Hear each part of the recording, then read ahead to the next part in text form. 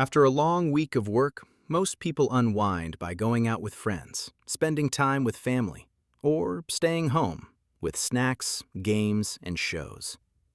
Gen Kinokura prefers something else entirely, being completely alone, surrounded by nature, no matter the season. We see Gen hop on a bus with only the bare essentials, heading out to enjoy his peace and quiet. Everything goes perfectly. His tent is pitched, firewood collected, the sun sets, and he's sitting by the fire with a cold beer in hand. Life is good.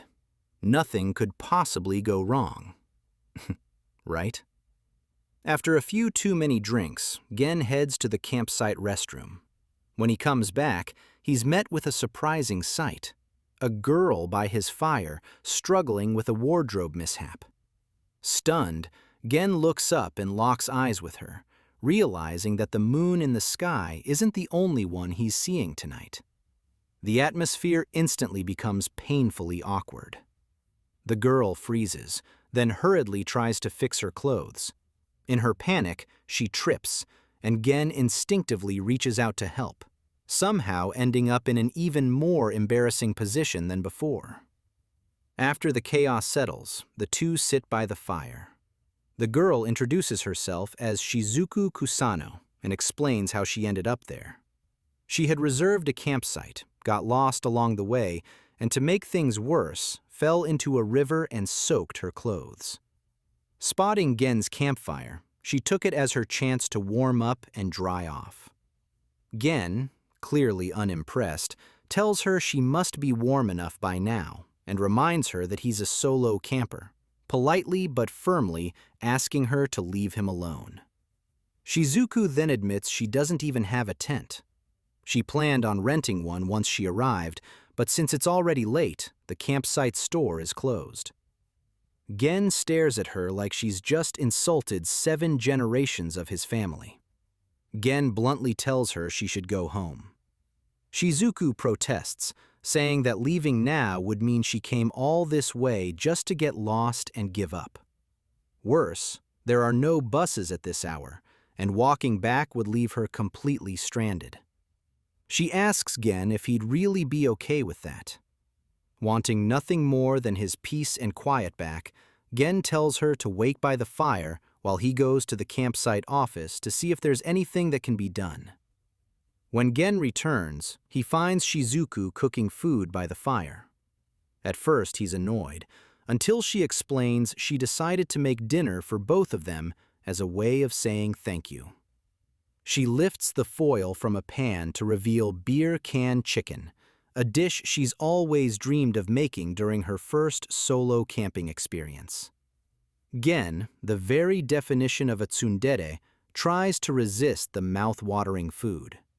He sits down, insisting she shouldn't get the wrong idea and that he still wants her gone. Tired of his complaining, Shizuku simply shoves her meat into his mouth. Shizuku suddenly grows serious.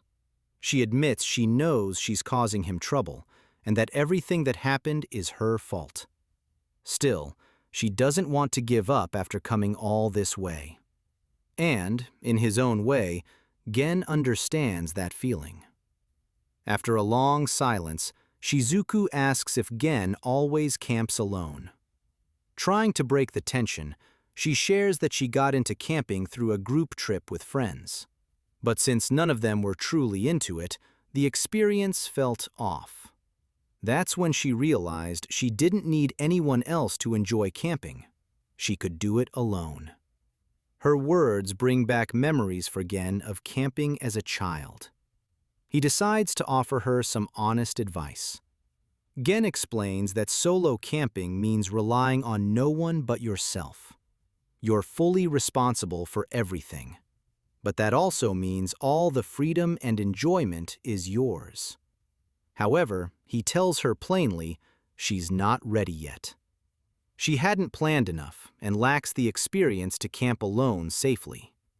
As he finishes, the clouds clear, revealing a stunning night sky.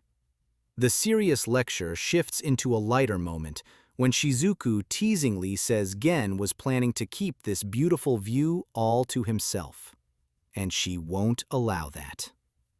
Gen quickly points out that her blanket slipped and tells her he doesn't need her permission when she's the one having wardrobe issues again. After fixing it, the two sit quietly by the fire. Shizuku side-eyes Gen before saying it's not about what happened earlier. It's the fact that after everything they've been through, they still don't even know each other's names.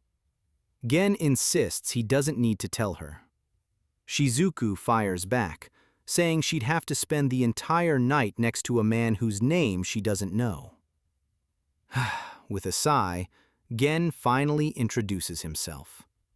Immediately calling him by his first name, Shizuku says she has an idea. Referring to Gen's earlier advice, she claims she can solo camp, as long as she's with him. Gen is completely confused. She explains her plan: solo camping for two. They'll eat and relax together, then retreat to their own tents for peace and quiet, while she learns from him along the way. Gen instantly rejects the idea. Undeterred, Shizuku declares she won't leave until he agrees. Gen points out that without a tent, she should go home. But when he realizes she's dead serious about staying, his tone changes. He warns her not to take mountain camping lightly. Finally, he gives in and tells her that if she's really staying, she can sleep in his tent. Morning comes. Shizuku wakes up inside Gen's tent, while Gen spent the night outside in a camping chair, wrapped in a sleeping bag. She quietly places a blanket over him before starting breakfast. Gen wakes up to the smell of food. After breakfast, Gen makes coffee for the two of them. As they sit by the fire, they head toward the bus stop, bickering the entire way. And just like that, Gen finds himself agreeing to the one thing he never wanted: solo camping for two.